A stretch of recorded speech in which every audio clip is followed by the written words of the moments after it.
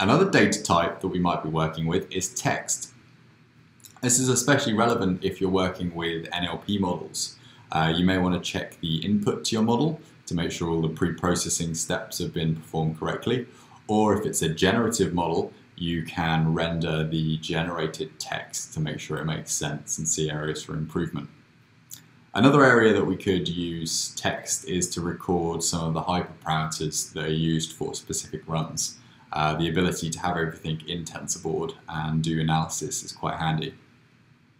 A good feature of TensorBoard and MXBoard is the ability to render Markdown. So if that's the format that you're working with, you can use that. Good to create tables and different structures like that.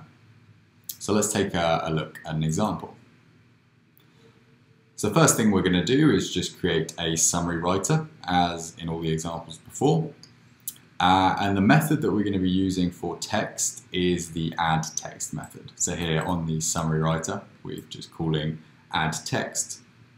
We're going to use a tag as usual, and we pass the text data through the text argument. And here we have a string as the greetings variable, and that gets passed through to text. And then that gets saved.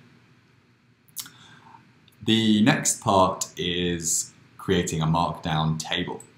So here we've got the 3 strings that would make up a Markdown table, and they get concatenated together. And again, we call the add text method, this time with a different tag. So we've got these 2. So now that's been logged to disk, we can check TensorBoard. So in TensorBoard, we see that we have the text tab that has appeared, and so we're on that now, and we can see both the Markdown table and the simple example both rendered.